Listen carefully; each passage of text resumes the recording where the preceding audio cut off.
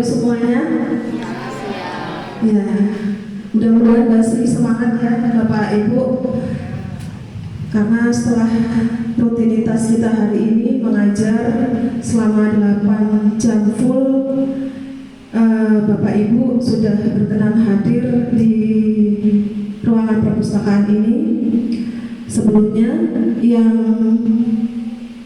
terhormat Bapak Musonir selaku PLT Kepala Sekolah SMK Muhammadiyah 2 Metro, yang saya hormati Bapak Ibu Wakil Kepala Sekolah SMK Muhammadiyah 2 Metro, Kepala Program Keahlian, kemudian guru Mapel kelas 10 dan kelas 11.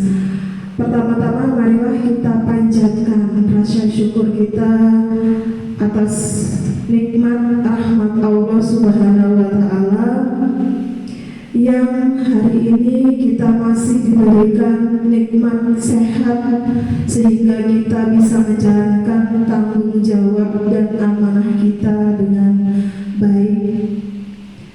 Salawat serta salam marilah kita junjungkan kepada Nabi besar Muhammad SAW yang selalu kita nantikan syafaatnya di yaumil akhir nanti. Amin amin ya robbal alamin. Kemudian selanjutnya adalah dalam kegiatan diseminasi ini, mohon Pak Musonib selaku PLT Kepala Sekolah SMK Muhammadiyah 2 Metro membuka sekaligus memberikan sambutan untuk kegiatan diseminasi penyebaran pemahaman budaya positif di lingkungan SMK Muhammadiyah 2 Metro. Monggo Bapak disilahkan. Bismillahirrahmanirrahim. Uhikum bitahiyyatil Islam. Assalamualaikum warahmatullahi wabarakatuh. Innal hamdalillah wa syukralillah wal ibadata lillah wa siyamana lillahi la haula wala quwwata illa billah. Asyhadu an la ilaha illallah wa asyhadu anna Muhammadan rasul. Allahumma shalli ala Muhammad wa ala alihi wa ashabihi ajma'in. Amma ba'du. Syukur walhamdulillah, pada siang ini hari Selasa tanggal 17 Oktober di tahun 2023 ini merupakan kebahagiaan bersama bagi kita, keluarga besar SMK Muhammadiyah 2 Metro Lampung. Mengapa dikatakan sebagai kebahagiaan? Budaya positif. Mari kita diseminasi penyebaran pemahaman budaya positif sehingga menjadi habit di SMK Muhammadiyah 2 Metro ini dengan mengucapkan Bismillahirrahmanirrahim. Materi diseminasi penyebaran pemahaman budaya positif yang disampaikan oleh Ibu Nova Cahyasari, MPD, insya Allah. Bismillahirrahmanirrahim.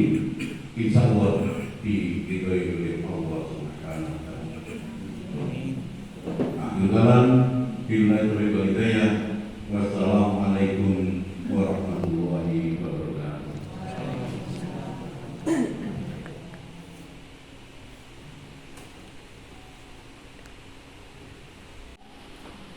Bismillahirrahmanirrahim. Assalamualaikum warahmatullahi wabarakatuh.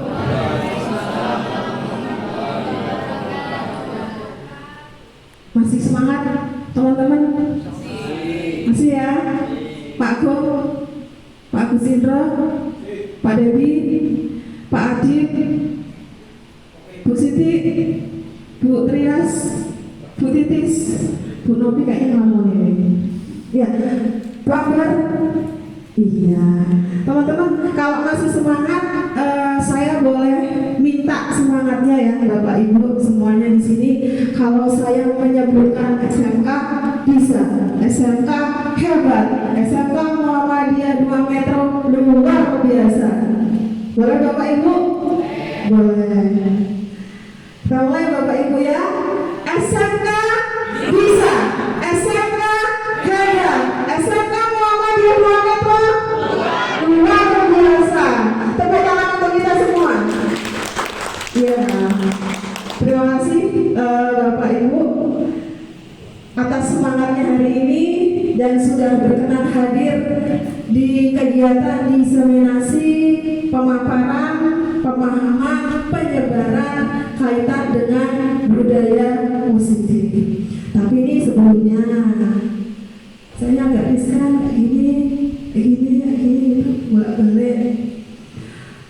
Kalau saya tanya Bapak Ibu, tadi kan sudah dijabarkan oleh Pak Rusonif contoh-contoh dari apa sih yang sudah kita lakukan, yang sudah kita terapkan di SMK Muhammadiyah 2 Metro ini kaitan dengan budaya positif. Sekarang pertanyaan saya, Ibu Putri Arzulka, apa sih budaya positif itu? Apa sih budaya positif itu menurut Ibu Putri? Budaya positif itu ya kebiasaan-kebiasaan yang baik yang dilakukan dan lama-kelamaan menjadi sebuah kebiasaan. Lama-lama menjadi Kebiasaan, budaya positif merupakan kebiasaan-kebiasaan yang dilakukan oleh orang dalam sebuah lingkungan. Kebiasaan-kebiasaan yang dilakukan oleh seseorang pada suatu lingkungan. Kalau menurut Pak Wahyu nih, budaya positif itu apa sih? Kalau menurut saya nggak jauh beda sih Bu. Ya.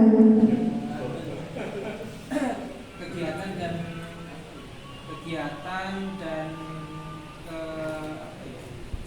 intinya menghasilkan hasil yang positif gitu, dapat diterima oleh siswa, oleh warga gitu, dan menghasilkan yang positif. Jadi kegiatan-kegiatan yang dilakukan oleh setiap orang sudah disepakati dilakukan bersama dengan tujuan yang positif atau tujuan yang mulia. Ya. Terima kasih atas pendapatnya Bapak Ibu semua. Tentu ini bagaimana ya? Nggak bisa jalan.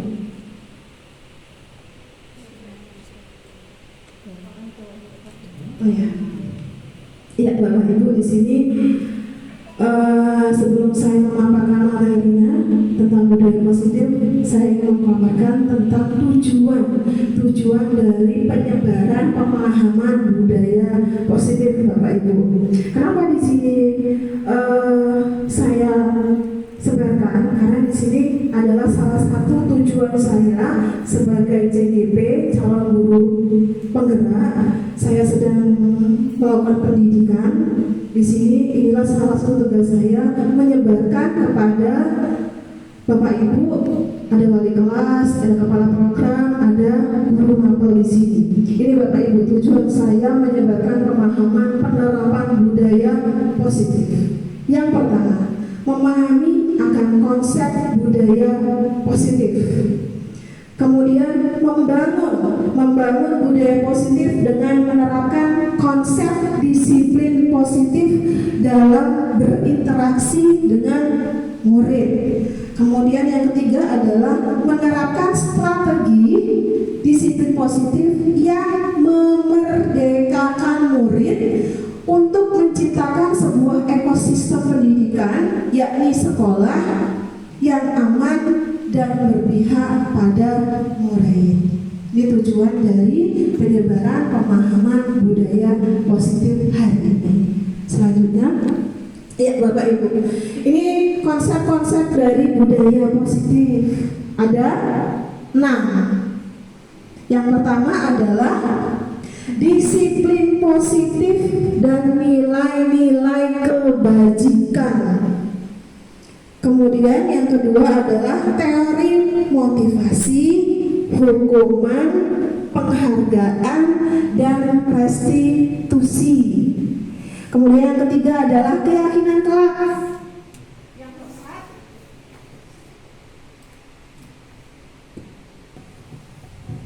Yang keempat adalah kebutuhan dasar manusia.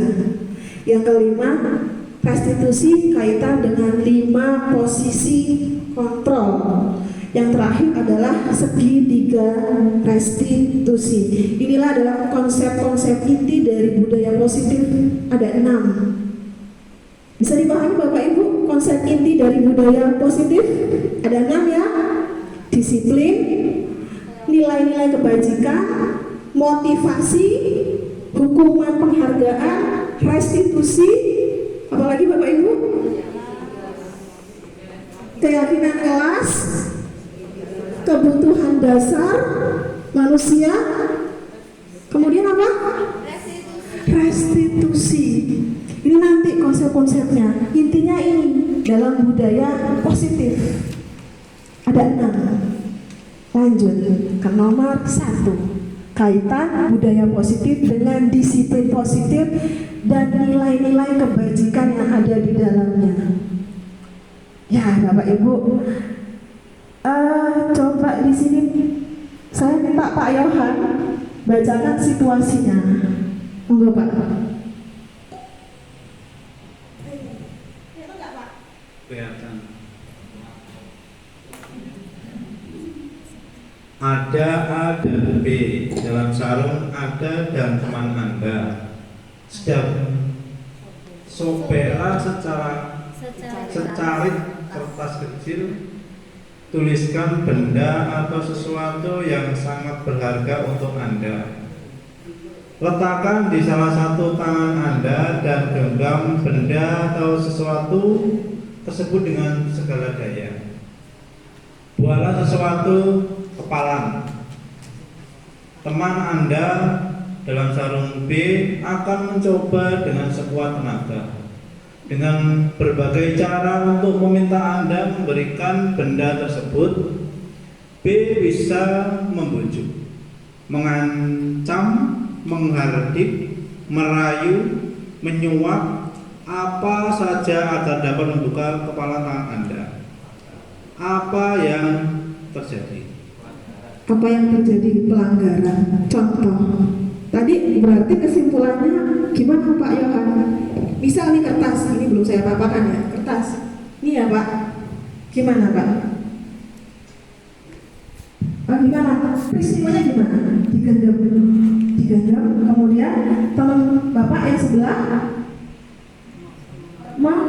meminta. Apakah Bapak berikan?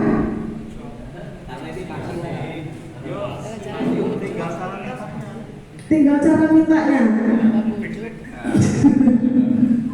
Tinggal cara mintanya. Ya.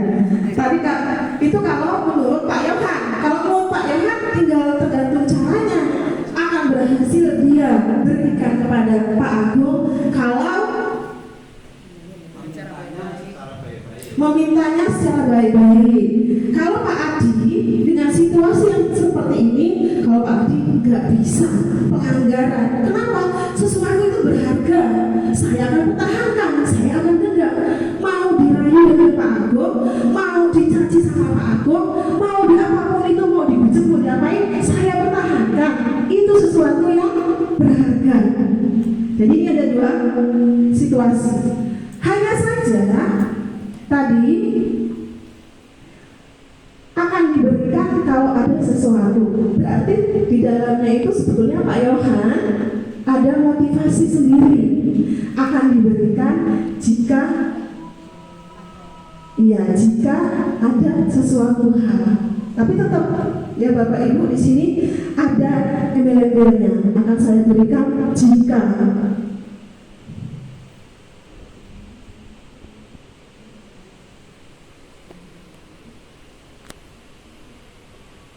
Ya, kalau Pak Yohan tadi sebetulnya akan diberikan di sini di sini Pak Yohan sebetulnya sudah mengontrol dirinya.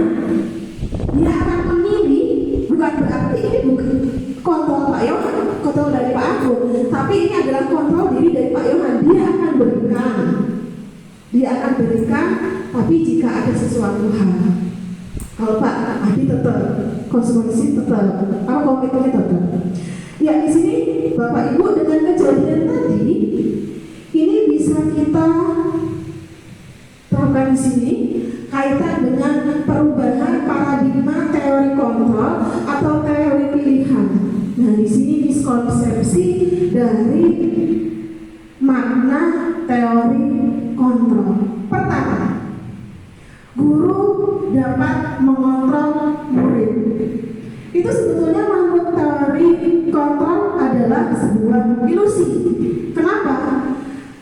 Siswa akan menguruti kita jika mereka berkehendak. Kalau tidak berkehendak, apakah mau?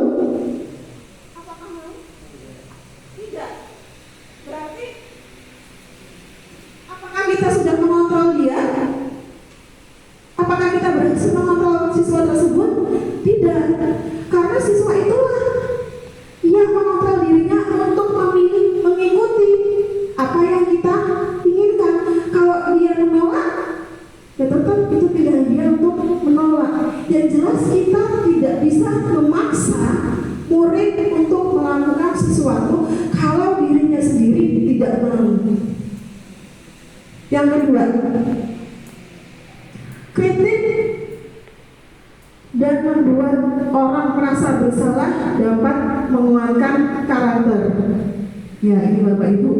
Seringkali di sini kritik dan membuat orang merasa bersalah dapat menguatkan karakter. Ini juga sebuah ilusi, sama saja. Terkadang kita memberikan kritik kepada seseorang. Saya memberikan kritik kepada Ibu Abdul selaku wakil kepala sekolah. Ini belum tentu kritikan saya menguatkan Bu Ambar. Tidak. Itu saya tidak mengontrol Bu Ambar. Bu Ambar mengontrol dirinya sendiri untuk melakukan sebuah perubahan. Saya tidak mengontrol. Saya hanya kapasitasnya mengkritik. Untuk dia melakukan atau tidak tergantung dari motivasi internalnya atau intrinsiknya. Jadi untuk kritik membuat orang lebih dewasa itu ilusi. Karena dirinya lah yang bisa mengontrol individunya sendiri. Kemudian semua penguatan positif, efektif dan bermanfaat itu juga ilusi. Terkadang ini yang sering dilakukan oleh Bu Dwi. Bu Dwi ini kalau sama siswa, ya Allah, jangan ganteng, jangan bagus, sampai dipraktekkan sama siswa, jangan ganteng, jangan bagus. Kamu itu kapan kalau berubahnya? Ibu Dwi sampai apa ya ini? Sampai kamu tuh gimana ya? Padahal kamu itu bagus, ganteng, tapi kok ya Masya Allah.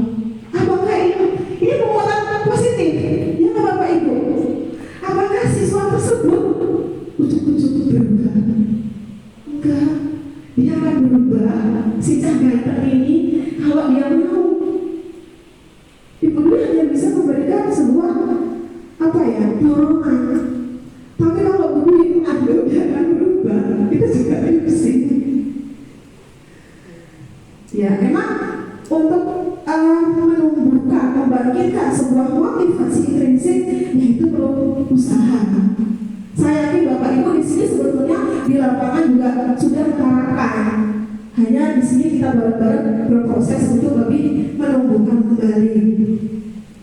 Selanjutnya adalah orang dewasa memiliki hak untuk memaksa. Kita ambil contoh ya Bapak Ibu. Di sana Pak Musani, maaf ya Pak ya. Pak Musani ini meminta kita untuk datang tepat waktu. Mau nggak mau kita harus datang jam 7, harus tepat waktu. Terus kemudian jika minggu depan Pak Musani pergi, berangkat siang. Kadang-kadang ini bukan hal ini ya Bapak Ibu ya. Ini memang ya nggak ditepati Muslim selaku orang dewasa memiliki hak untuk memaksa ini juga ilusi. Karena kalau Pak Muslim pergi ke Bandung, nanti nengok cucunya, kita di sini kalau bisa menerapkan disiplin positif itu datangnya dari diri kita, bukan maaf Pak, bukan dari Bapak.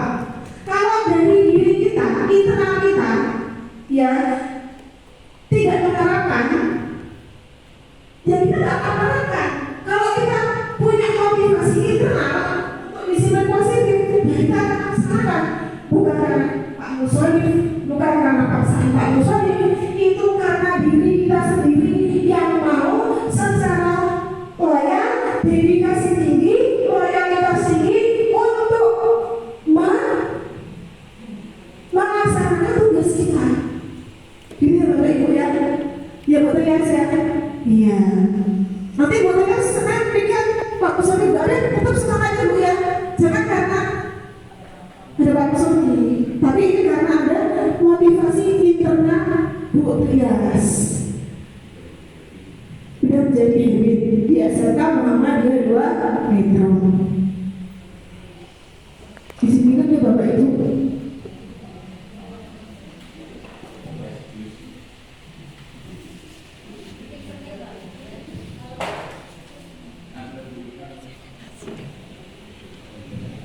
Ya Bapak Ibu, dengan kurikulum merdeka kita diberikan SMKPK, berarti ini mau tidak mau kita harus merubah mindset kita, harus merubah paradigma kita. Yang pertama adalah kita merubah dari paradigma stimulus respon ke kontrol. Yang pertama, ketika kita mencoba mengubah orang agar berpandangan sama dengan kita, ini dulu stimulus respon. Kenapa? Saya tanya dengan Pak Adit. Adit, ya. Menurut Pak Adit, untuk kita memiliki paradigma yang sama itu mudah banget. Ya, dari itu pertanyaannya. Oh tergantung. Dengan kata tergantung di sini, apakah mudah Bapak Ibu kita memiliki paradigma yang sama? Enggak. Karena apa? Ya tergantung tadi. Apa yang mau kita satukan? Apa yang menjadi pandangan kita? Susah Bapak Ibu. Sehingga kenapa kalau tergantung? Dilihat paradigmanya, kita berusaha memahami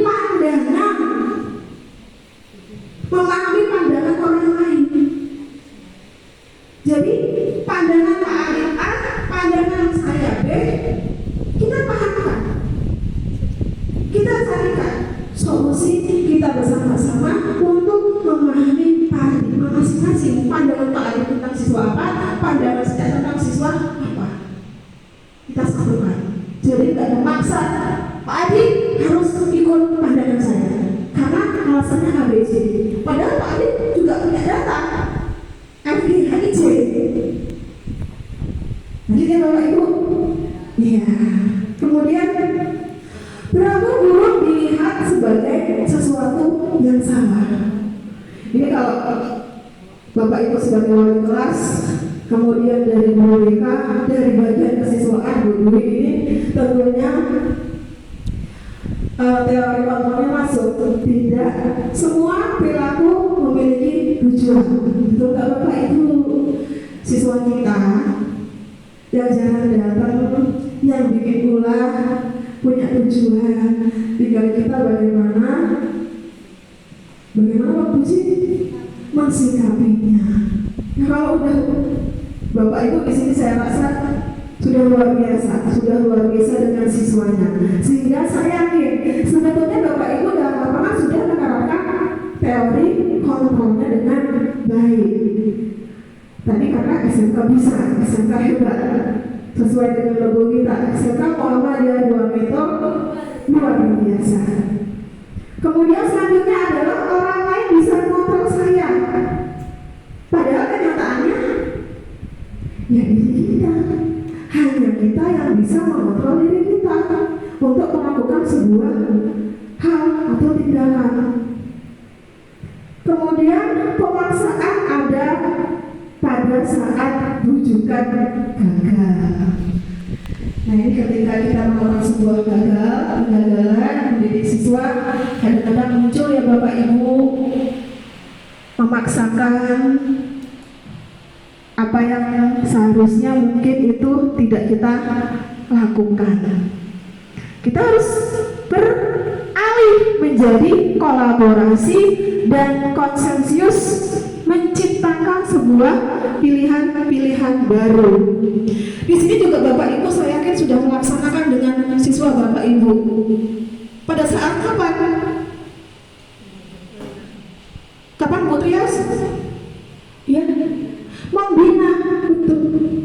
Dengan kejadian membina siswa, peristiwa membina siswa itu adalah peristiwa dari kita sudah melakukan sebuah teori kontrol. Kita kolaborasi dengan siswa. Apa sih Bapak Ibu konsensus itu? Apa konsensus? Apa Bapak Ibu konsensus? Apa Pak Wahyu? Konsensus itu adalah kesepakatan. Jadi setelah kita kolaborasi, melakukan komunikasi efektif dalam kegiatan pembimbing tadi, mengarahkan tadi, pernah nggak Bapak Ibu mengajak dengan siswa sepakat, janji, mau ngapain gitu kan? Ya kita telah sudah lakukan, berarti sudah kita sebetulnya paradigmanya sudah berubah menjadi teori kontrol, bukan lagi teori stimulus respon. Selanjutnya, model berpikir menang kalah. Kita harus beralih menjadi model berpikir menang-menang atau win-win solution. Ya, di sini saya contohkan ya Bapak Ibu. Hari ini saya sudah win-win solution dengan Pak Musonif. Sebetulnya Pak Musonif itu hari Jumat itu harus ada di sekolah karena ada dari BMTI nanti datang untuk mengevaluasi kegiatan-kegiatan kita. Kemudian apa yang dilakukan Pak Musonif? Terjadilah diskusi antara kita berdua. Jadi di sini nggak ada yang menang, nggak ada yang kalah. Akan timbul sebuah alternatif pilihan-pilihan, tawaran-tawaran yang ditawarkan oleh Pak Musonif supaya saya win, Pak Musonif juga win, tidak berat sebelah. Begitu juga dengan Bapak Ibu.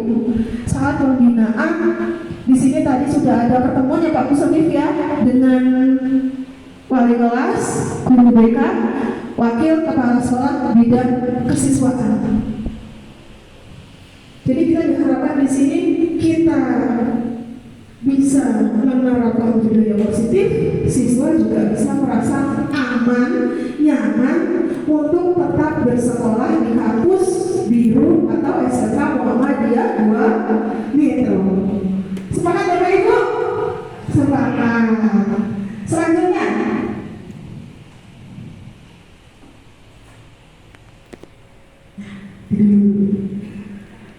Pak Haji. Selanjutnya kita akan berbicara mengenai disiplin. Kalau menurut Pak Hadi Sulaiman, apa sih itu disiplin?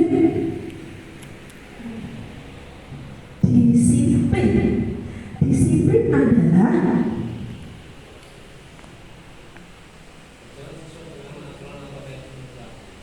berjalan sesuai dengan aturan yang berlaku. Bu Hajah Marpati, apa sih itu disiplin? Komitmen atau sikap yang diterapkan oleh seseorang. Komitmen atau sikap yang diterapkan oleh seseorang. Komitmen, aturan. Sekarang kita lihat, apa sih sebetulnya makna disiplin itu? Oh iya, kalau Bu Dwi sebentar, sebagai wakil kepala sekolah bidang kesiswaan. Apa sih Bu Dwi disiplin itu?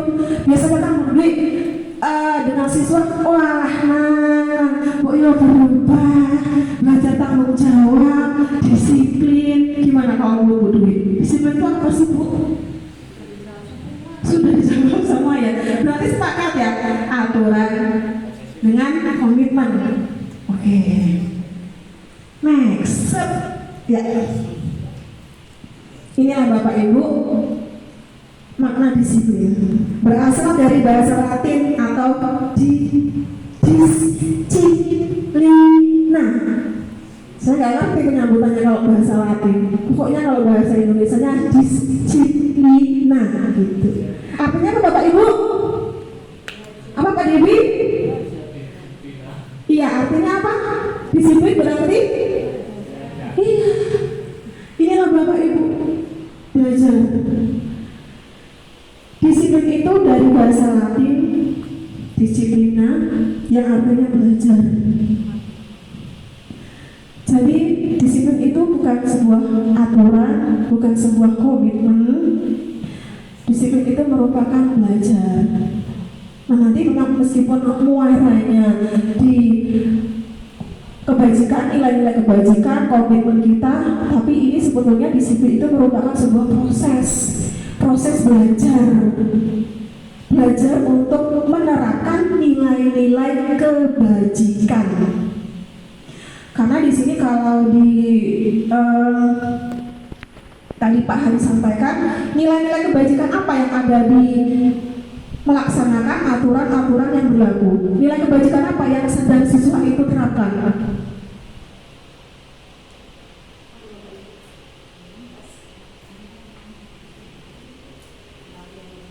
Apa Bu? Mentaati peraturan. Kalau di universalkan lagi apa Bu Murni? Universalkan lagi tanggung jawab. Ya, itulah ya Bapak Ibu. Tentunya untuk disiplin positif itu datanya dari disiplin diri. Disiplin diri untuk menggali potensi untuk mencapai tujuan yang mulia.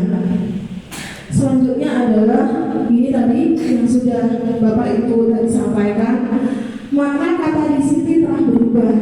Jadi dalam budaya kita, ya kan, makna disiplin itu adalah sesuatu yang dilakukan seseorang kepada orang lain untuk mendapatkan sebuah kepatuhan. Padahal makna disiplin di sini adalah belajar, proses seseorang untuk belajar. Lanjut. Ya, Bapak Ibu, tadi yang saya sampaikan terkait nilai-nilai kebajikan universal.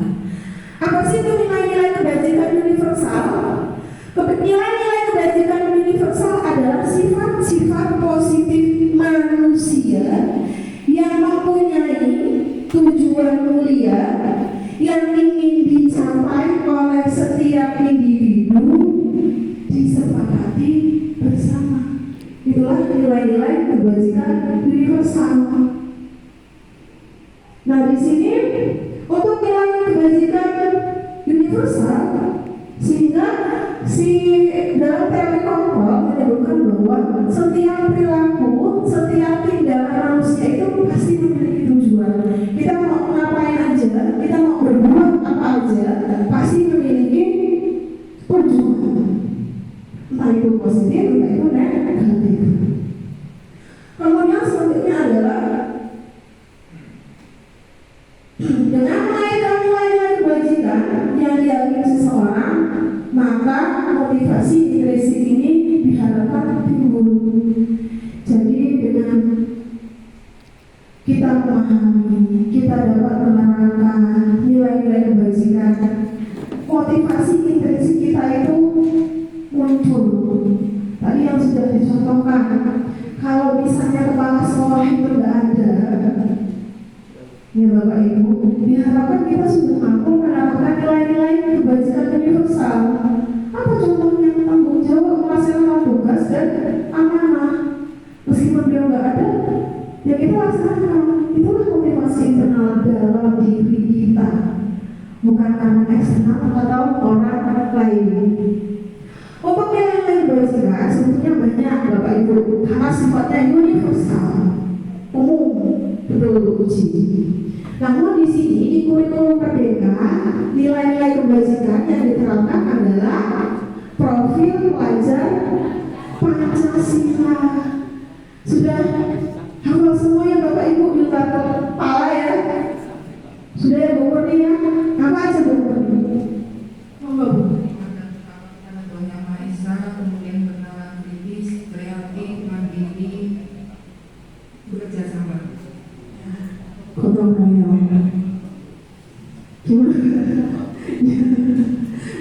Tepat sekali Bu. Ini Bu Murni kan karena dulu PKI-nya Bu Murni harus hafal juga. Kita juga wajib harus hafal tentang nilai-nilai kebajikan yang kita kenal di kurikulum Merdeka adalah profil pelajar Pancasila. Di modul aja juga harus ada, di kelas, di sekolah kita juga harus bisa terapkan. Kalau kita mau menerapkan, tentunya di sini kita juga harus memberikan teladan untuk dijadikan contoh. Kalau diri kita aja nggak bisa menjadi contoh untuk anak-anak kita, kalau tidak ada motivasi intrinsik atau internal dalam diri kita, bagaimana kita menumbuhkan motivasi intrinsik di siswa? Jadi di sini kita harus menumbuhkan dulu diri kita sendiri, baru ke orang lain, supaya sama-sama memiliki atau menumbuhkan motivasi intrinsik. Selanjutnya, baru 2 Bapak Ibu, masih 6. Teori motivasi, hukuman, penghargaan dan restitusi.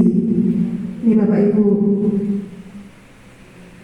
Teori motivasi ada 2, internal, eksternal, intrinsik, ekstrisik. Sekarang pertanyaannya ke Pak Agus Indro. Pak Agus Indro, kita bicara zaman dahulu kala. Ya, pernah nggak dulu Pak Agus Indro melakukan sesuatu, tapi motivasinya di mana? Di menghindari ketidaknyamanan atau hukuman. Yang kedua, karena imbalan. Yang ketiga, untuk menghargai diri sendiri. Yang ketiga, kalau Pak Dewi, pernah nggak Pak Dewi karena hukuman, imbalan, apa menghargai dirinya sendiri? Lihat situasi. Kenapa ada yang nomor tiga lihat situasi? Kenapa Bapak Ibu? Kenapa Bapak Ibu?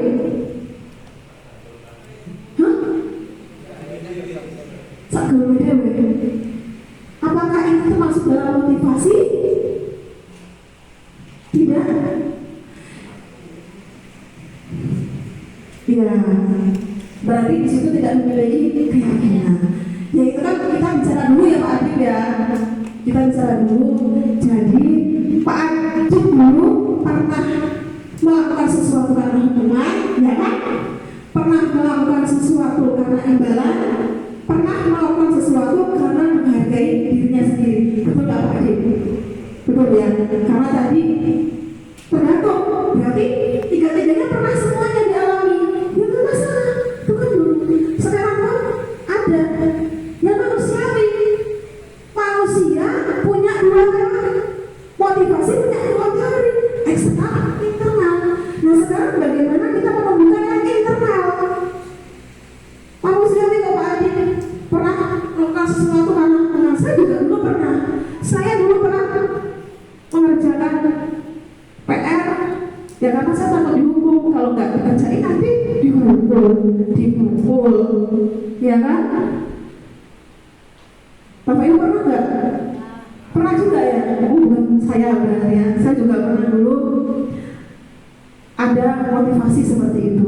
Namun kembali lagi Bapak Ibu, tadi yang sudah disampaikan bahwa kalau yang pertama teori motivasi, kita melakukan sesuatu karena kita menghindari hukuman, berarti masuk ke motivasi eksternal. Kalau kita melakukan sesuatu karena ada imbalan eksternal. Kalau kita melakukan sesuatu karena kita menghargai diri kita sendiri, internal. Nah, inilah tanggung jawab kita bersama, bagaimana membangkitkan motivasi internal kita, memunculkan kesadaran dalam diri. Perlu usaha yang kuat nggak? Sangat besar. Ya Pak Adik, luar biasa memang di sini. Karena di sini juga kita harus mendampingi, menuntun murid-murid untuk menumbuhkan motivasi internal. Ya, ini sedikit dikit supaya kenapa?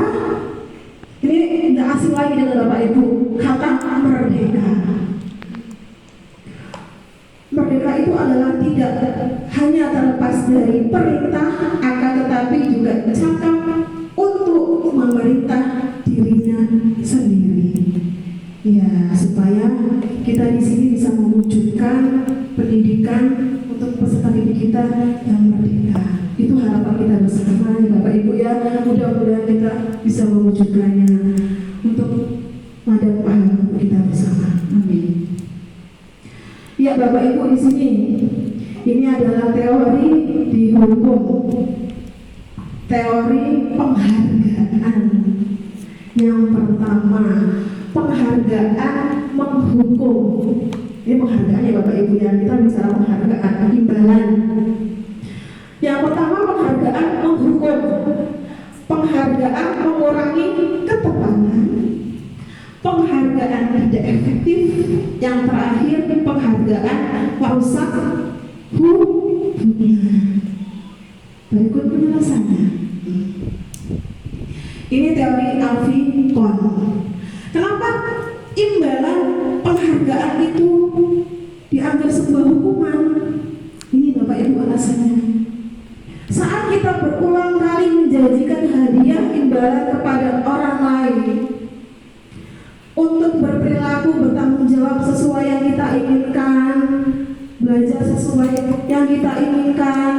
Nah, ini kita sedang berasumsi Bapak Ibu, sedang berasumsi bahwa kalau nanti murid saya tidak akan saya kasih imbalan, dia nggak akan patuh dengan saya, nggak akan nurut dengan saya. Maka itu di sini diharapkan kita menghindari yang namanya sebuah penghargaan. Lanjut. Penghargaan mengurangi ketepatan. Nah, ini maksudnya adalah kita berharap anak-anak kita belajar, mau dia berwirausaha, mau dia melanjutkan, mau dia kemana, itu karena dirinya sendiri, bukan karena ada imbalan, bukan karena ada embel-embel apa. Karena di sini dikhawatirkan jika kita secara kontinu memberikan penghargaan, akhirnya siswa tersebut akan terobsesi dengan imbalan, dengan penghargaannya aja, tanpa fokus kepada apa tujuan mulianya. Lanjut. Penghargaan tidak efektif. Yang pertama, jika saya mengharapkan suatu penghargaan dan tidak mendapatkannya, maka saya kecewa. Misal Bu Eka, biasanya Bu Eka ini sering dapat hadiah, misal ya Bu Eka, dari pimpinan. Senang kan ya Bu Eka? Senang ya? Kalau semisal rutin dia diberikan setiap 3 bulan misalnya, terus nggak diberikan, kecewa. Kecewa sekali. Orang biasanya saya dikasih penghargaan, tapi kok enggak ya? Gimana ya? Bertanya-tanya, kenapa, ada apa gitu. Jadi disitulah yang kita anggap tidak efektif. Siswa juga begitu Bapak Bu Eka biasanya setiap 1 bulan sekali di awal bulan traktir nggak ketemu mie ayam sama anaknya supaya datang non alpa. Kok tiba-tiba mereka sudah melakukan tidak diberikan? Maksud Bu Eka baik supaya timbul motivasi internal. Tapi dalam hati siswa, saya yakin Bapak Ibu, siswa itu bertanya-tanya, kok Bu Eka nggak traktir saya, kita gitu ya. Nah, jadi dianggap ini tidak efektif. Jika kita memberikan seseorang suatu penghargaan untuk melakukan sesuatu, maka kita harus terus-menerus.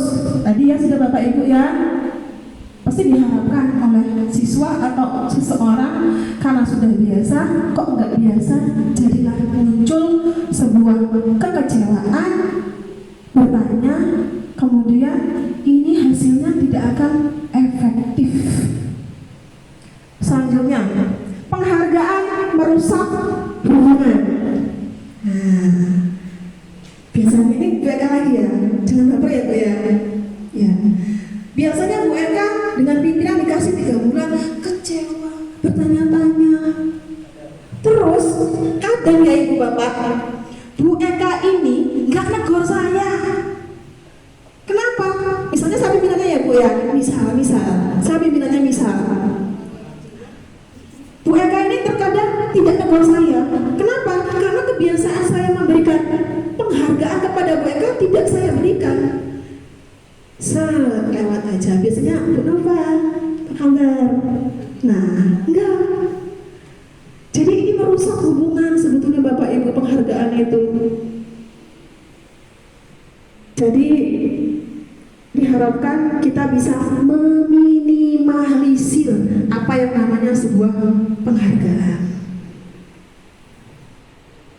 Ya, di sini Bapak Ibu, sebetulnya arahnya sebaiknya kita itu yang pertama yang akan dilakukan kaitannya dengan apresiasi.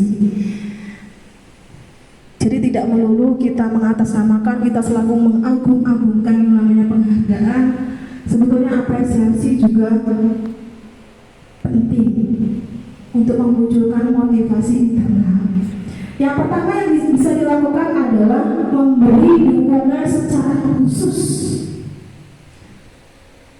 atau secara pribadi dengan dipanggil, kita memberikan apresiasi, dukungan, support supaya tetap kontinu dilakukan apabila itu positif. Kemudian memberikan pengakuan, karena kebutuhan manusia salah satunya adalah penguasaan atau pengakuan. Selanjutnya adalah pengakuan atau support, itu harus konsisten Bapak Ibu. Saya nggak tahu ya Bapak Ibu ini, karena setiap paradigma itu kan berbeda-beda ya Bapak Ibu. Kalau saya, sebuah motivasi, sebuah support itu luar biasa berpengaruh untuk saya. Dengan support saya bisa mengembangkan, saya bisa melakukan sesuatu hal. Selanjutnya adalah fokus pada proses. Jangan kita kasih apresiasi, tapi tidak mengamati memantau yang namanya sebuah proses.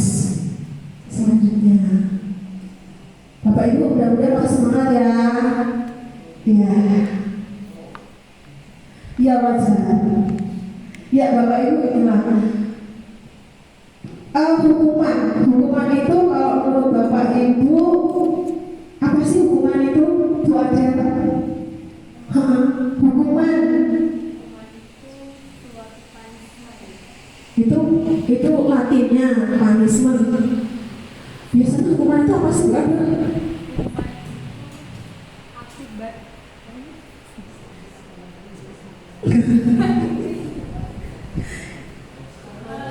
Suatu sikap murni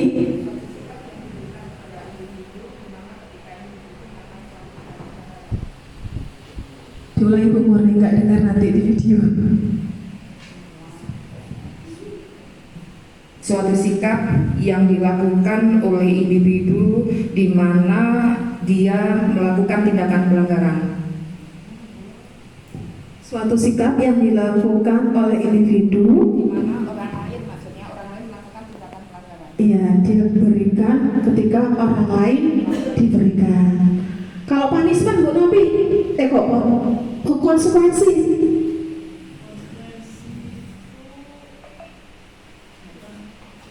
Konsekuensi, ya itu konsekuensinya. Apa Pak Agung? Konsekuensi, resiko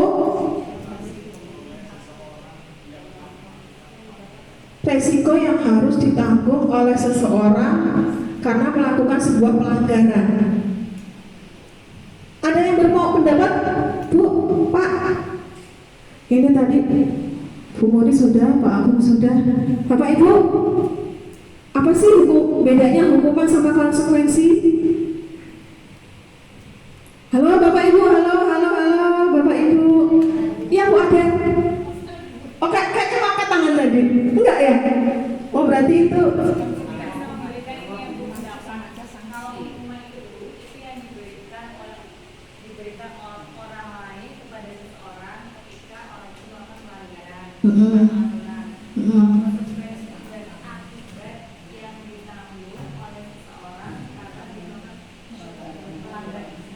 Ya.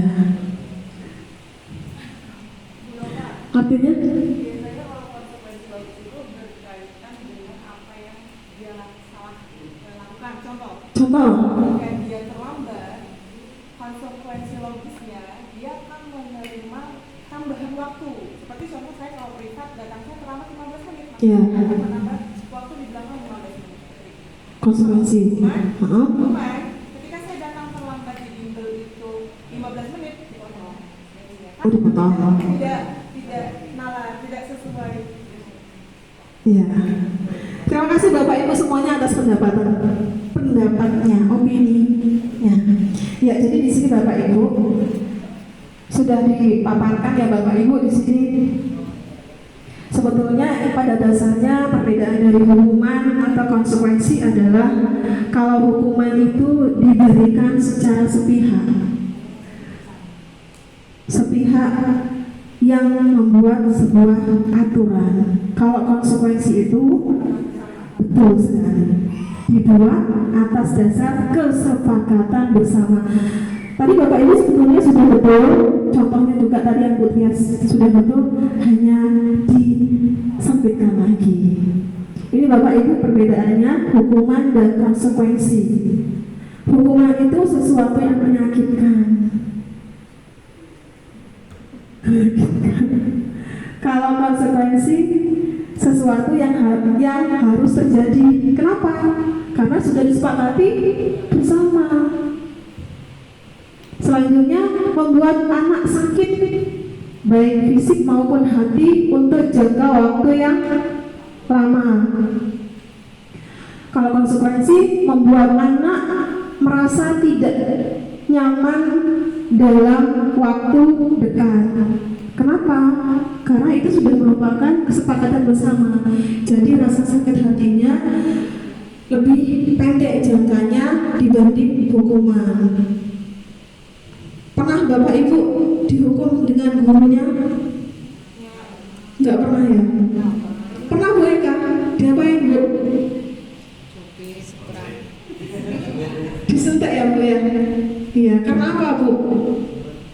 Masih ingat gak Bu?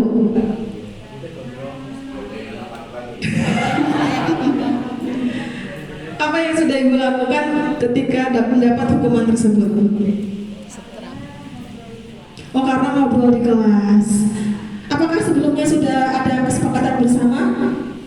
Oh sudah. Dan dijewer. Ya Bapak Ibu. Seharusnya itu merupakan apa? Disepakati bersama. Konsekuensi. Tapi kalau itu tidak disepakati bersama dan itu menyakitkan dan tidak pas untuk guru, maka itu akan disebut sebuah hukuman. Karena hukuman itu bisa mengakibatkan anak membenci kita. Kemudian adalah kalau konsekuensi ini diharapkan anak lebih menghargai tentang disiplin diri atau disiplin positif. Ini harapan dari kita membuat sebuah konsekuensi dengan anak. Selanjutnya adalah hukuman itu sifatnya paksaan, memaksa anak. Kemudian kalau konsekuensi ada stimulus dan tanggapan. Karena dalam membuat sebuah konsekuensi tentunya dari awal kita sudah menstimulus anak, kita sudah ada koordinasi dengan anak, sudah ada komunikasi efektif dengan anak. Bagaimana kalau dia melanggar sebuah keyakinan atau kesepakatan bersama. Selanjutnya adalah hukuman mendorong anak menyakiti diri sendiri.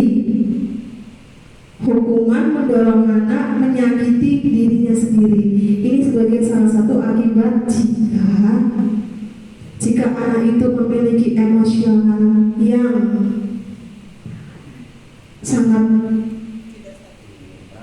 sangat tidak stabil, maka di sini kekhawatirannya adalah anak itu bisa menghukum dirinya sendiri. Ya, seperti yang contoh ada di berita-berita, pemaksaan mengakibatkan yang tidak diinginkan. Selanjutnya adalah kalau konsekuensi mendorong anak agar mudah menyesuaikan diri dengan apa Bapak Ibu? Dengan lingkungan.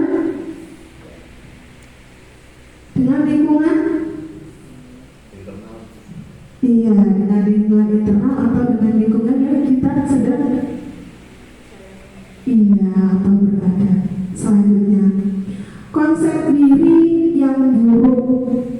Nah, ini khawatirnya lagi kalau kita sering memberikan hukuman kepada anak, itu akan menimbulkan konsep diri yang buruk untuk anak didik kita.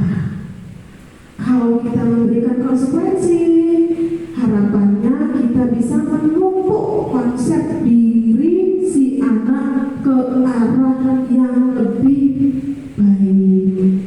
Selanjutnya adalah anak belajar untuk menyembunyikan kesalahan.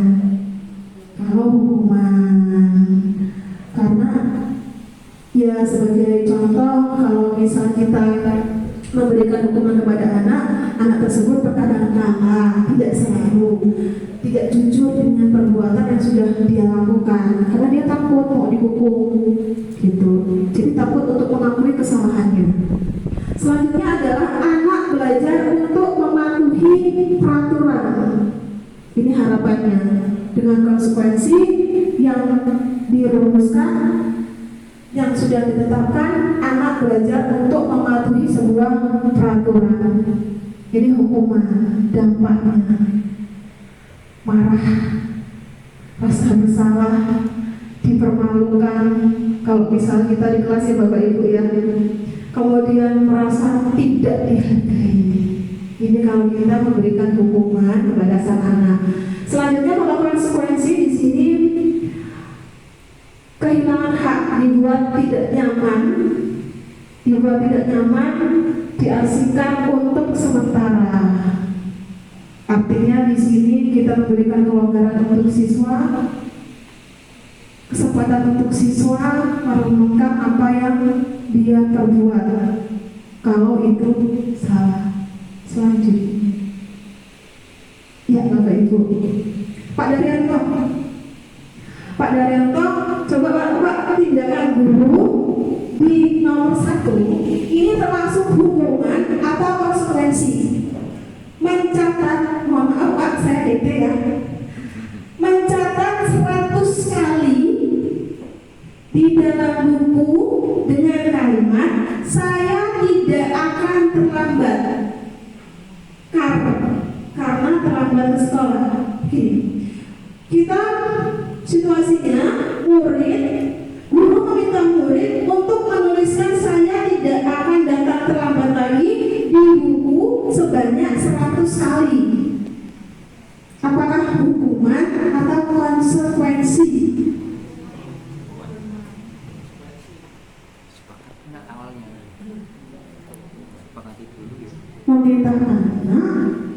sekali di buku Suroleh, saya tidak akan datang terlambat, saya tidak akan datang terlambat.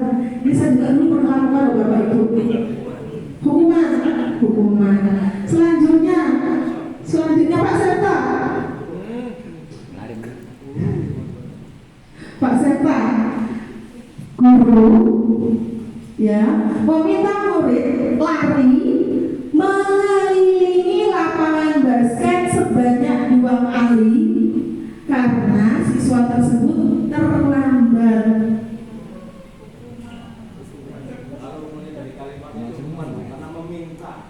Ya, tindakan hukuman. Lanjut. Sama lagi Pak, sekian dua ini kayaknya belum. Yang ketiga Pak, murid diminta push up kalau 15 kali ini ya kita anggap bukan tempat ini ya Pak ya, 15 kali karena tidak menggunakan masker ke sekolah. Kalau masker kesepakatan konsekuensi, kalau menggunakan itu sepakat waktu itu waktu COVID. Kalau ya nggak apa-apa, kita hargai. Ya, lanjut ya. Bu Imas, lanjut. Menggantikan kertas tugas teman yang telah dicoret-coret. Mengganti kertas teman, konsekuensi. Selanjutnya, Bu Puji, membersihkan tumpahan air di meja tulis karena tersenggol saat belajar, konsekuensi. Kemudian siapa lagi ya di sini? Pak Ahmad Nanang, murid disuruh untuk mengenakan sepatu seharian di sekolah karena tidak mengenakan. Oh, ini murid tidak memakai sepatu ya. Ya, murid tidak mengenakan sepatu seharian karena tidak mengenakan sepatu berwarna hitam. Hukuman. Terakhir, Bu Enda, lari mengelilingi lapangan basket sebanyak 2 kali karena terlambat 10 menit, tapi pada saat mata pelajaran olahraga. Murid olahraga kok, kata Pak Adit olahraga kok, konsekuensi. Gimana Bu Enda? Konsekuensi. Lanjut. Iya, ini Bapak Ibu. Udah semua Bapak Ibu jawab Bapak Ibu. Berarti Bapak Ibu di sini memang sudah paham apa itu hukuman, apa itu konsekuensi. Betul semua yang Bapak Ibu sudah berikan. Saya minta tepuk tangannya untuk kita semuanya Bapak Ibu. Luar biasa. Bapak Ibu sangat memahami dan mudah-mudahan kita bersama ya Bapak Ibu kita berproses. Yang namanya sebuah paradigma, yang namanya sebuah pandangan baru tentunya membutuhkan proses, nggak instan, nggak senyap, tapi berproses. Saya juga berproses untuk mengubah paradigma saya. Selanjutnya, oh iya, nah restitusi sekarang. Bapak Ibu sudah kenalan belum sama restitusi? Belum kenal ya Pak Adit? Tapi kalau hukuman sama konsekuensi sudah kenalan. Kalau restitusi belum kenalan. Iya, gimana Bapak Ibu? Ada yang sudah kenal? Memperbaiki kesalahan. Tidak memperbaiki kesalahan, tidak mengulang kesalahan. Apa Pak Wahyu? Hampir sama dengan pembinaan. Apa Pak Hadi Sulaiman? Oh enggak. Oh ini sebuah restitusi. Restitusi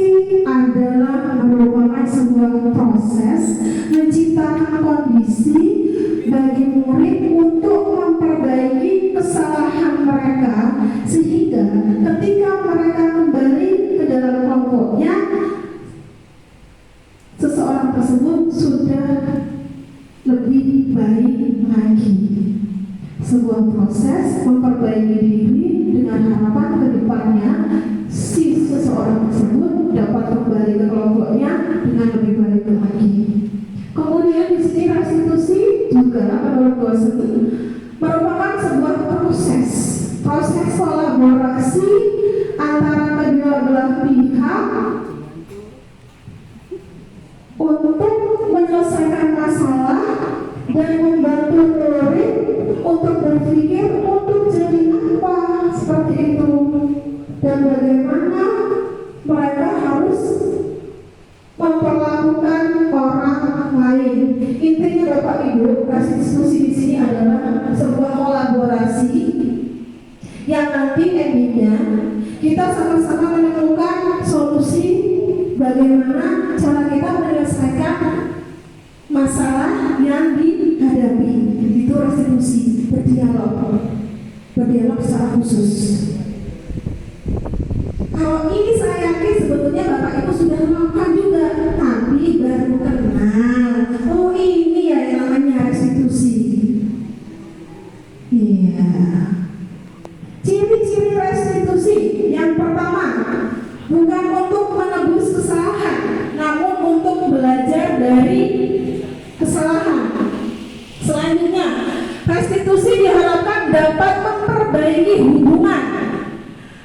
Kemudian restitusi ini adalah sebuah tawaran, bukan paksaan, tawaran. Selanjutnya restitusi menuntut untuk melihat ke dalam diri seseorang. Kemudian restitusi mencari kebutuhan dasar yang harus mendasari tindakan. Kemudian restitusi merupakan cara yang lebih baik. Kemudian restitusi adalah fokus pada karakter, bukan tindakan. Selanjutnya fokus pada solusi, dan terakhir mengembalikan murid yang berbuat salah pada kelompoknya. Selanjutnya Bapak Ibu,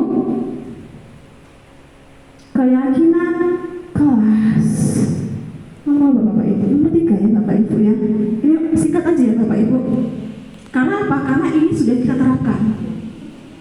Keyakinan kelas adalah yang pertama, keyakinan adalah nilai-nilai kebajikan universal yang telah disepakati baik secara lisan maupun tulisan.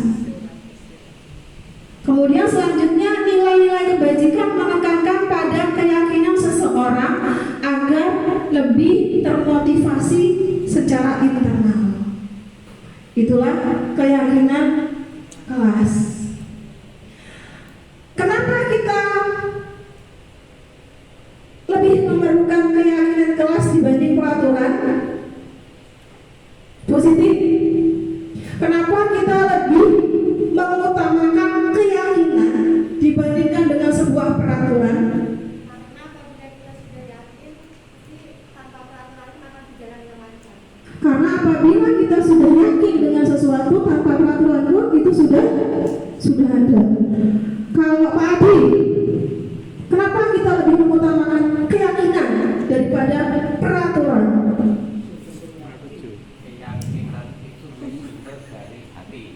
Keyakinan itu bersumber dari hati, berarti internal. Kalau peraturan ini dibuat berdasarkan kebutuhan dan kesepakatan. dibuat berdasarkan kebutuhan dan kesepakatan. Apa Bu Eda? Kalau menurut Bu Eda gimana? Keyakinan adalah Keyakinan adalah yang datang dari diri, dalam internal. Kalau peraturan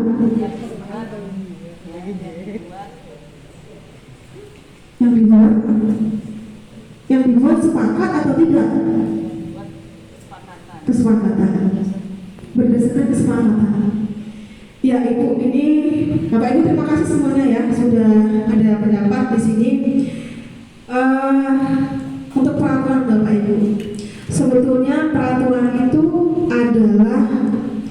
sesuatu yang dibuat secara sendiri, sepihak. Misal peraturan sekolah. Peraturan sekolah itu adalah peraturan yang dibuat oleh kita sebagai guru yang ada di dalamnya, tanpa melibatkan murid yang akan melaksanakannya secara sepihak. Itu peraturan. Kalau keyakinan itu dibuat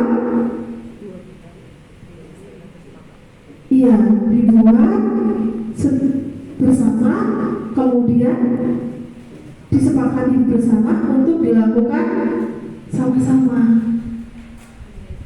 Itu ya Bapak Ibu ya. Makanya di sini kita harus mengutamakan keyakinan. Kita harus mencoba di sini berproses untuk menerapkan sebuah keyakinan. Nah, inilah tugas Bapak Ibu wali kelas atau guru mapel. Mulai nanti bertahap berproses untuk membuat keyakinan kelas dan ditempel di kelas masing-masing. Bapak Ibu bisa buat auto 2, buat keyakinan kelas apa yang disepakati bersama, tempel di mading sekolah.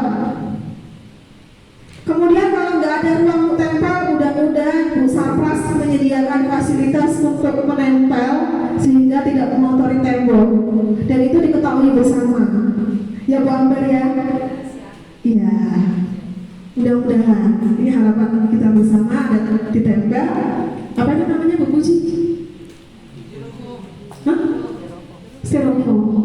Jadi setiap kelas, ruang kelas masing-masing nanti Bapak Ibu ada styrofoam yang berfungsi untuk menempel keyakinan kelas yang sudah disepakati dengan anak didik Bapak Ibu masing-masing.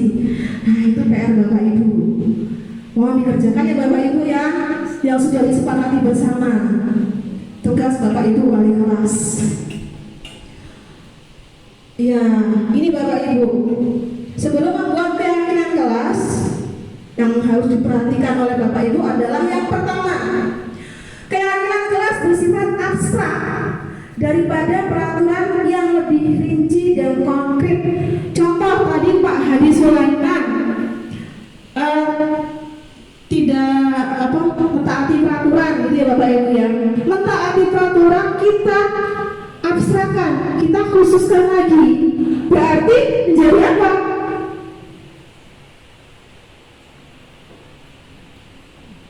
Tanggung jawab.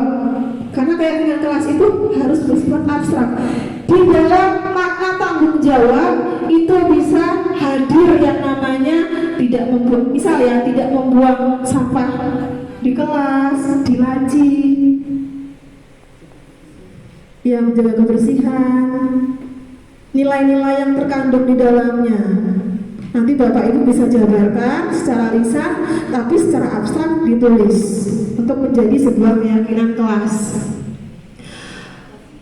Kemudian yang kedua, keyakinan kelas berupa pernyataan universal karena umum, tanggung jawab. Ya kan Bapak Ibu ya. Tapi nanti di bawah di secara lisan Bapak Ibu sebutkan tanggung jawab itu meliputi apa saja. Selanjutnya adalah pertanyaan keyakinan kelas senantiasa dibentuk dalam kalimat positif.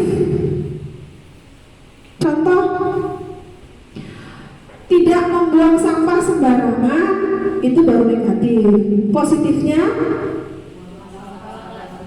buanglah sampah pada tempatnya. Begitu ya Bapak Ibu ya.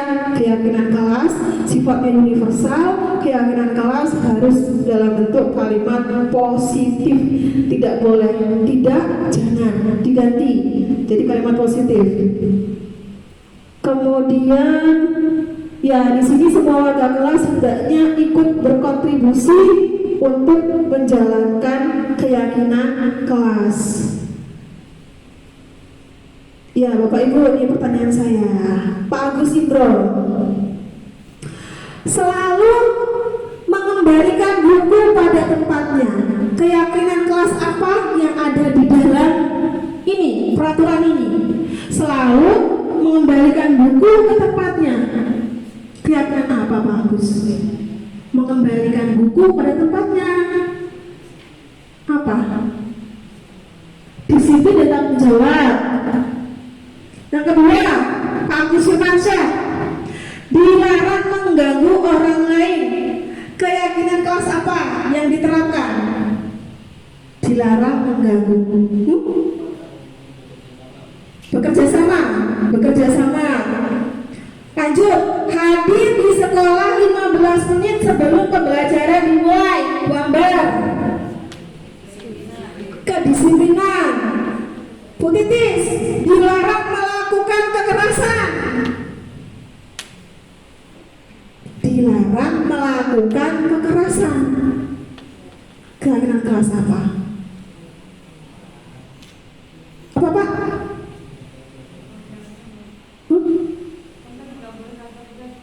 Enggak, iya. Ini kan keyakinan kelas apa yang kita rumuskan? Enggak boleh negatif, jangan negatif. Enggak boleh. Dilarang melakukan kekerasan. Apa keyakinannya? Apa? Tuntunan. Kerukunan. Lanjut. Dilarang menggunakan narkoba. Dilarang menggunakan narkoba.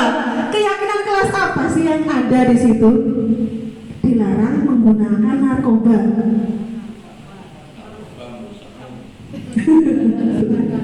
Apa Pak? Apa Bu? Menjaga kesehatan. Oke, kata mereka menjaga kesehatan. Selanjutnya, bergantian atau menunggu giliran. Pak Adi, bergantian atau menunggu giliran? Tertib. Budaya antri. Boleh. Ini zaman COVID ya. Gunakan masker. Bu Putri. Menjaga kesehatan. Terakhir, jangan berlari di kelas atau koridor. Tertib. Santun. Kita lihat jawabannya. Iya. Ya, ini kan contohnya ya Bapak Ibu ya. Tadi misalnya dipakai dengan ketertiban yang monggo Ibu, nggak apa-apa. Bergantian atau menunggu giliran, masuk tertib ya masuk. Ini kan hanya contohnya, tidak menggunakan kalimat iya negatif, menggunakan kalimat positif. Bisa ya Bapak Ibu ya dibuat di kelas, wali kelas, para wali kelas, siap ya membuat keyakinan kelas dan ditempel di madingnya masing-masing. Selanjutnya, nah ini yang keempat adalah kebutuhan dasar manusia. Berapa? 4 ya? Nah, ada dua lagi. Yang pertama adalah bertahan hidup. Kebutuhan manusia yang pertama adalah bertahan hidup. Contohnya apa? Makan, rumah, kesehatan. Itu pokok. Kemudian selanjutnya kasih sayang dan rasa diterima. Siapa yang di sini nggak butuh cinta? Semua butuh. Kesenangan. Siapa di sini yang nggak pengen hidup senang? Semua pengen hidup senang. Penguasaan di sini kadang-kadang manusia butuh sebuah pengakuan. Kita sudah melakukan sesuatu, kita juga terkadang butuh diakui dari apa yang sudah kita lakukan. Itu tadi yang namanya support. Selanjutnya adalah kebebasan. Ya, kadang-kala juga manusia butuh sebuah kebebasan. Itulah 5 dasar kebutuhan manusia: bertahan hidup, rasa sayang dan terima, penguasaan, kebebasan, kemudian kesenangan. Ini termasuk dalam 5 posisi kontrol Bapak Ibu. Nah, di sini pertanyaan saya, dalam membimbing siswa, Bapak Ibu sudah masuk kemana nih? Penghukum, pembuat orang merasa bersalah, teman, pemantau, atau manajer? Semua. Luar biasa. Kenapa dikatakan semua? Karena Bapak Ibu sayangnya di sini sudah semua melakukan. Yang pertama, menghukum. Ya, saya juga pernah Bu, meskipun dalam hatinya berat, tapi ya pernah juga. Yang kedua, pembuat merasa orang bersalah. nggak pernah Bu. Saya alhamdulillah pernah membimbing siswa berhasil, kemudian siswa itu bersalah. Nah, teman Bu Puji, pernah Bu, teman. Kemudian terakhir, kemudian keempat memantau, memonitoring siswa. Pernah. Manajer pernah juga. Bedanya memantau dengan manajer adalah kalau manajer di sini ada tambahan, kita nggak hanya memantau. Selain memantau, kita juga melakukan diskusi. Tapi yang mencari solusi siswa tersebut, bukan kita. Gimana Bapak Ibu? Bisa dipahami? Bisa. Selanjutnya. Nih pertanyaan lagi Bapak Ibu, ini harus jawab. Saya kecewa sekali dengan kamu. Penghukum, pemantau, membuat merasa bersalah, manajer, yang mana Bapak Ibu? Ingat Bapak Ibu, penghukum, pembuat orang bersalah, teman, pemantau, atau manajer? Yang pertama, saya kecewa sekali dengan kamu. Membuat orang merasa bersalah. Selanjutnya, kamu tidak pernah benar melakukannya. Penghukum. Ayolah, lakukan demi ibu. Teman. Apakah kamu mau mendapatkan stiker bintang hari ini? Manajer. Bagaimana kamu bisa menyelesaikan masalah ini? Pemantau. Kamu selalu yang paling terakhir. Penghukum. Inilah dampak-dampak dari kebimbangan ibu selama ini. Ya, sebagian benar, sebagian kurang tepat aja, nggak salah. Lanjut ya Bapak Ibu ya. Ya, lanjut. Yang terakhir Bapak Ibu, segitiga restitusi. Ya, tadi sudah paham ya Bapak Ibu, restitusi sebuah kolaborasi yang dilakukan boleh berdua ya Bapak Ibu untuk menemukan solusi dari yang diajak bicara atau siswa. Kita hanya memandu, mengutarakan pertanyaan-pertanyaan. Ini Bapak Ibu,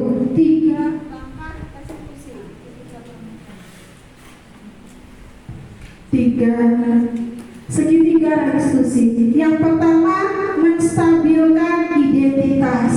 Jadi di sini Bapak Ibu menanyakan kepada siswa apa yang terjadi.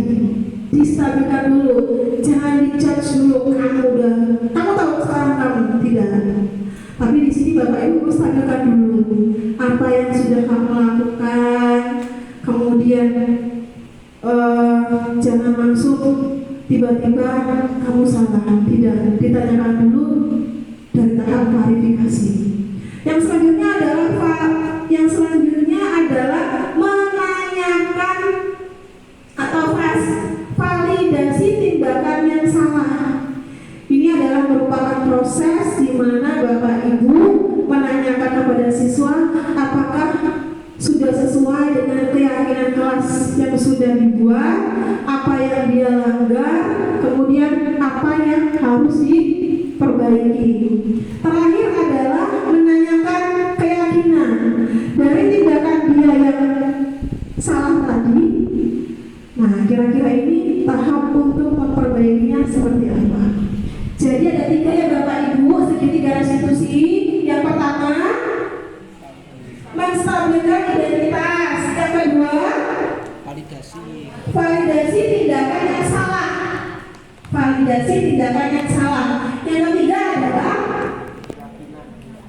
menanyakan keyakinan yang sudah disepakati bersama. Ya, ini nanti contoh-contohnya.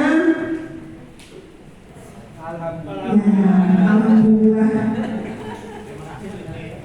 Terima kasih Bapak Ibu atas kesempatannya untuk saya di sini memanfaatkan penyebarkan terkait budaya positif. Harapan kita bersama adalah kita selalu berproses untuk lebih baik lagi menerapkan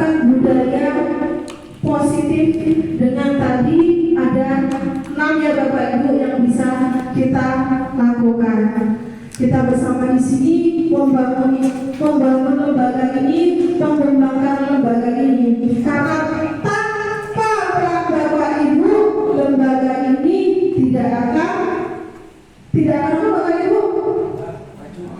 Iya, tidak akan maju, tidak akan berkembang. Jadi di sini kita sama-sama ya Bapak Ibu ya. Saya ucapkan sekali lagi terima kasih kepada Pak Muslim atas waktu dan kesempatan yang bagi saya, Bapak Ibu semua yang sudah berkenan hadir dalam program kegiatan diseminasi. Saya akhiri, wassalamualaikum warahmatullahi wabarakatuh.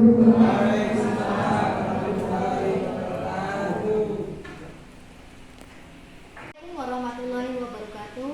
Perkenalkan, nama saya Puji Handayani, salah satu guru di SMK Muhammadiyah 2 Metro.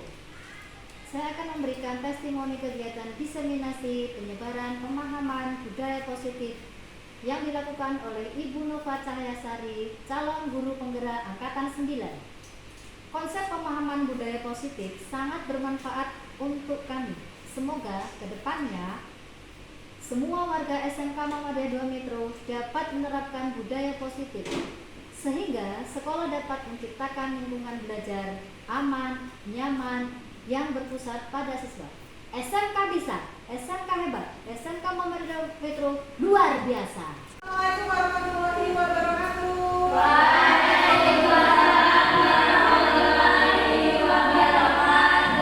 Kabar semuanya? Baik. Alhamdulillah baik ya, sehat ya meskipun cuacanya. Gimana Rama? Kreatif itu adalah sebuah kesepakatan. Yang lain?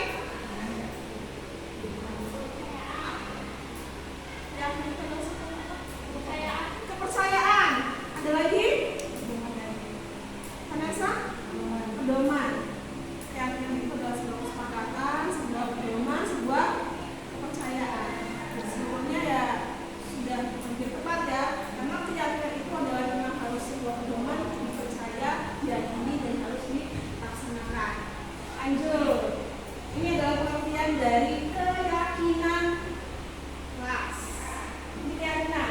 Keyakinan yaitu nilai-nilai kebajikan universal.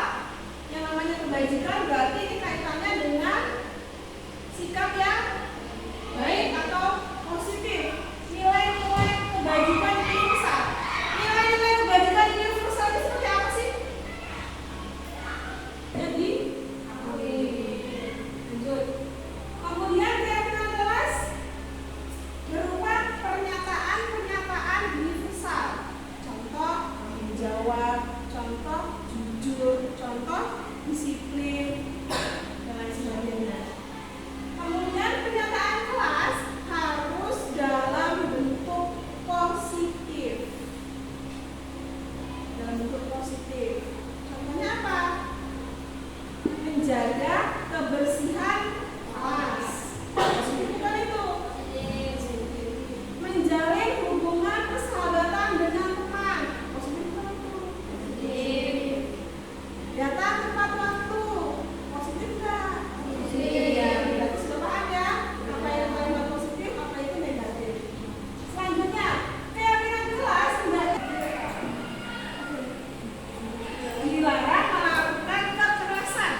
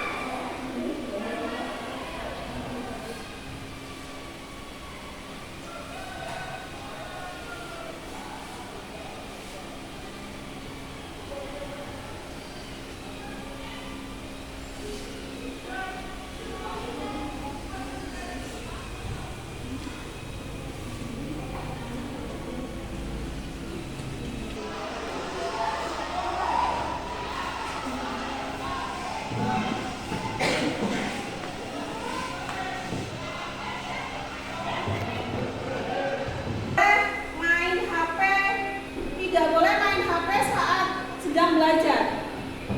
Nah ini kira-kira masuk kemana? Keyakinan kelas apa? Apa? Menghormati atau menghargai ya? Menghargai.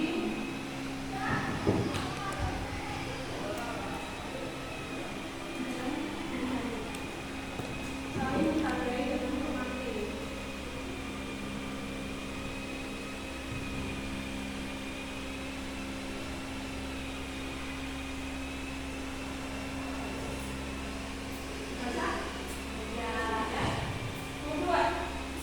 Tidak boleh mengobrol saat guru menjelaskan.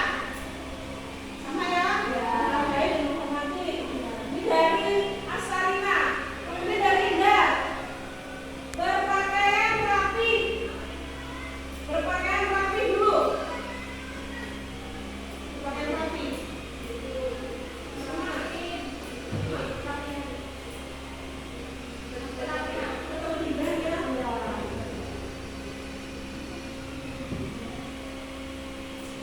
Nomor 3, duduk. Yang kedua di sini meletakkan sepatu pada tempatnya. Sudah berarti ya. Besar, menghargai, menjaga kebersihan lingkungan sudah, tidak datang terlambat. Bawa sampah pada tempatnya. Sudah ya. Dari Fahim, patuhi peraturan sekolah. Di situ ya. Ada pertanyaan di sini? Kalau udah ada, dari ke-9 ini, 8 ya. Ada 8. Kalian tulis di sini di atasnya keyakinan kelas 11 AKL. Tulis gunakan pena, kalian boleh tulis bisa sebagus mungkin, kelompok aja.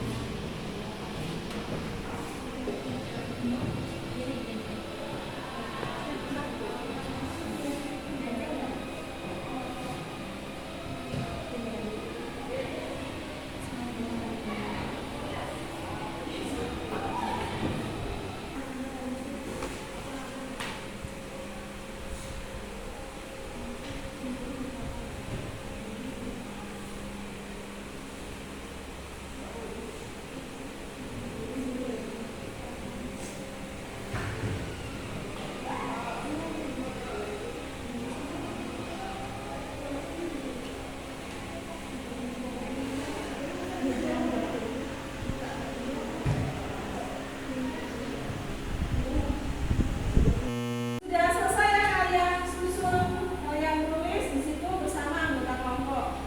Sudah? Kalau sudah selesai, silakan ditandakan di depan. Silakan ditandakan di depan.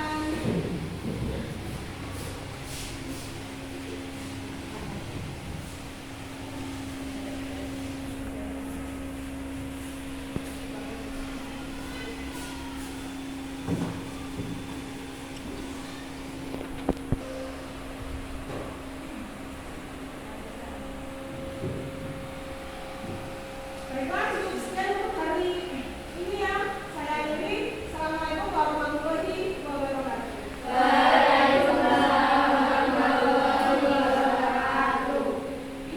Assalamualaikum warahmatullahi wabarakatuh.